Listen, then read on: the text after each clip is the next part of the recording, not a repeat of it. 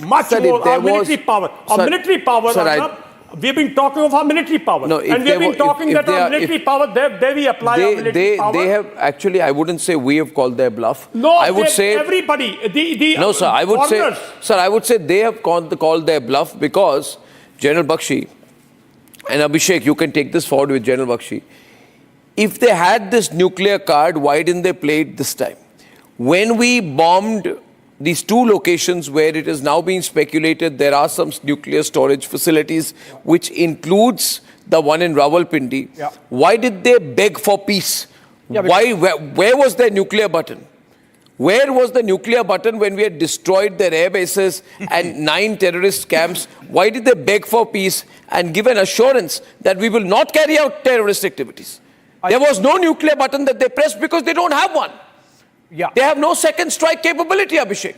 And I think we completely decimated their capacity to carry out a second strike or no, and that really calls the nuclear bluff of Pakistan. And that's why Prime Minister very confidently mentioned that henceforth no further. This is the end of any nuclear blackmail. General Bakshi, are we right on that?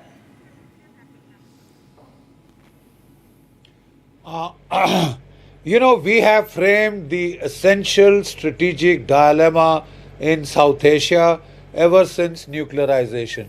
Just by the way, Arnab, my thesis for my PhD was limited wars in South Asia under a nuclear overhang, right? Your central strategic dilemma was that stability at the nuclear level, nuclear deterrence, leads to instability at the sub-conventional level because Pakistan has been encouraged to think that now India has no conventional response option. You know, the nuclear dilemma was immediately tested. The most dangerous phase after nuclearization are the initial few years, right, in which a lot of miscalculations can happen. Over time, nations grow more used to handling their arsenals and dealing with threats, right? So, immediately after 98, we had the Kargil conflict in 1999, you know, and our central strategic dilemma was the stability-instability paradox as defined by Chris Gagne and other thinkers in this field. They said the more stable you are at the nuclear level, the less stable you will be at the sub-conventional level. So that commando from Pakistan, that commando general called Pervez Musharraf, he thought, wow, I have now got India where I want. I have got India exactly where I want. Now I will push the proxy war envelope to as far as I want to go, inflict a war of the 1,000 cuts, and India will dare not respond. I was in the military operations directorate then, Arnab. I saw all these discussions and calculations. I was even asked once, is there any precedent of 2 nuclear armed nations going to war? I said yes. He said, which one? I said Russia and China in the Amur-Asuri clashes.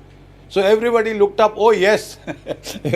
The simple fact that I'm trying to tell you is, at that stage, General VP Malik articulated this dilemma very, very succinctly when he said, there is space in South Asia between the 2 spectrum ends of all-out nuclear war and sub-conventional war. There is space for a conventional war in South Asia. And he said further, it is our job to create that space.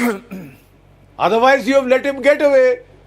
We've gone nuclear. I'm sorry, we can do nothing. He can kill as many Indian citizens as he wants, torture them way he likes, give headshots, show it to mom, show it to the kids, and have a ball and go away laughing, whistling down the streets. You can do nothing. He's got nuclear bombs. Arre, to hell with his nuclear bombs. Has his bluff not been called, Arnab?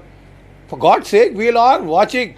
If we have attacked his nuclear arsenal and he has not replied, Lieutenant General Kidwai is the father of their strategic nuclear doctrine. He is the head, with the longest serving head of the strategic plans division. He had given out nuclear red lines of Pakistan. Do you know something?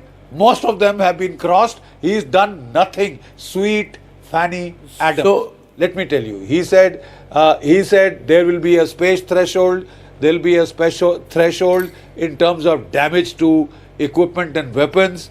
You know, if the bulk of the Pakistani forces are wiped out, then we'll use nuclear weapons. If he crosses the Indus, we'll use nuclear weapons, or he's near the Indus, we'll use nuclear weapons. Then he said, if he strangulates Pakistan economically, you know, that means our navy was off the coast of Karachi, right? Then he said, if he withholds our waters, heard that, Arnab? we've already done that. If he withholds our waters, if he tries to stop So us of our I think the point is that it was all about calling the nuclear bluff, and we very successfully done that. But we've said in fact, I think the other news point was, and I'll just play that soundbite coming straight to you, Saurabh, where the Prime Minister says this is just a pause. Yeah. The question on the whole country's mind, is it over? No, it's not over. This is just a pause. Let's play that. मैं फिर दोहरा रहा हूं,